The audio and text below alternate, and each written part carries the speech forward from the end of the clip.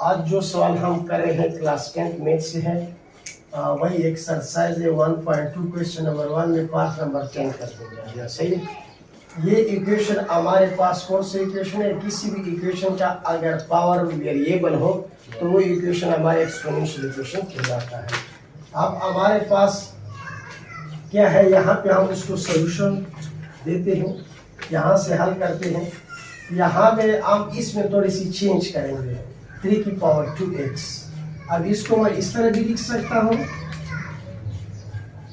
इस तरह भी लिख सकता हूँ, और 3 की पावर x इस तरह भी लिख सकता हूँ।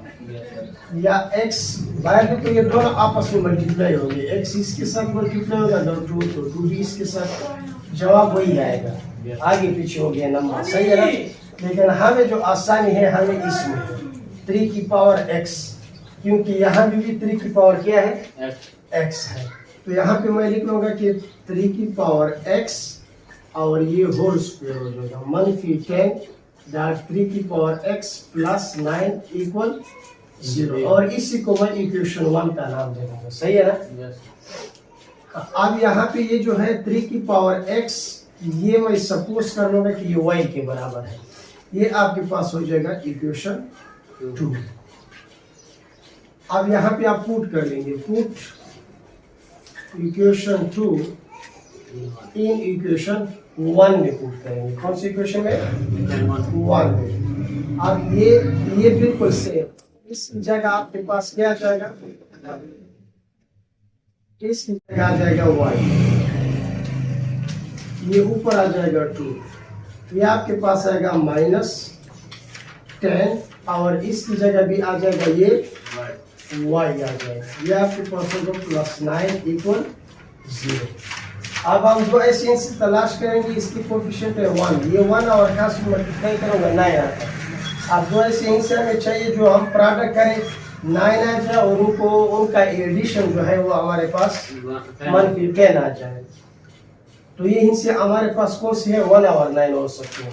9 1 9 भी होते हैं, 1 और 9 10 भी होगा। लेकिन यहाँ पे -10 मांग रहा है, हम दोनों को क्या करेंगे? -1 और -9 दोनों नेगेटिव लेंगे। ये आपके पास आ जाएगा y² - y 9y plus 9 equal to 0। अब देखिए यहाँ पे 1 मौजूद होते हैं, इधर 1 होता है। 9 1 9 माइनस प्लस, जब हम प्रोडक्ट करेंगे, जब एडिशन करेंगे तो -1 और -9 वही -10 भी आएगा। अब यहाँ से मैं y कॉमन करूँगा, क्या जाएगा? y -1। देखिए y कॉमन हो गया, ये 1 रह जाएगा। यहाँ से माइनस दोनों, ये 9 जो है दोनों का फैक्टर है, 9 कॉमन हो जाएगा, y रह जाएगा, और ये माइनस प्लस -9 1 9 इक्वल 0। अब यहाँ पे इसका मैं ग्रुप बनाऊंगा, y -1 और ये हो जाएगा y -9 इक्वल टू क्या हो जाएगा? 0। अब हम अलग अलग यहाँ पे करेंगे। देखिए y -1 इक्वल 0 और दूसरा हमारे पास हो जाएगा y -9 इक्वल टू 0 हो जाएगा, सही। अब ये उस तरफ शिफ्ट होगा, दोनों नेगेटिव पॉजिटिव हो जाएंगे, यानी y इक्वल 1 हो जाएगा और y इक्वल 9 हो जाएगा। अब ये जो हमारे पास आंसर आए हैं इस के आए हैं। अब हमें चाहिए x का आंसर, तो यहाँ पे मैं पुट करूंगा, पुट वैल्यू ऑफ ये y की वैल्यू है, ये मैं पुट करूंगा इन इक्वेशन 2 में, जो इक्वेशन मैंने सपोज किया था इसमें पुट करूंगा। तो ये आपके पास 2 है, तो आप लाइन लगा दे, 2 वैल्यू है y के। ये आपके पास ये आ जाएगा 3 की पावर x और इस y की जगह क्या आ जाएगा? 1। यहाँ पे बिल्कुल इसी तरह, ये 3 की पावर x, यहाँ पे y की जगह क्या आ जाएगा? 9। अब ये वाला तो इजी है, ये आपके पास हो जाएगा 3 की पावर x 3 की पावर स्क्वायर हो जाएगा ना। तो ये बेस सेम है, कंपेयर पावर करेंगे। कंपेयर पावर जब करेंगे तो x इक्वल 2 आ जाएगा, ये 3 तो कैंसिल हो जाएगा, x इक्वल कितना आ जाएगा? 2। ये वाला किस तरह बेस हम क्या बनाएंगे? सेम बनाएंगे, ताकि बेस बनाएंगे या पावर, कोई एक चीज सेम करेंगे। हम बेस को सेम कर सकते हैं। किस तरह करेंगे? किसी भी चीज का अगर हम पावर चाहे 10 है, अगर इसका पावर हम 0 रखें तो 1 के बराबर, 5 है इसका पावर 0 रखिए किसी भी नंबर का पावर 0 रखे वो 1 के बराबर होते हैं, सही है ना। अब यहाँ पे मैं क्या कर लूंगा, 3 का पावर क्या कर लूंगा 0। जब ये 0 कर दिया तो ये दोबारा वही आएगा, 3 की पावर 0, ये 1 के बराबर है। सवाल में हमने कोई चेंज नहीं किया, थोड़ा सा इसका शेप चेंज किया।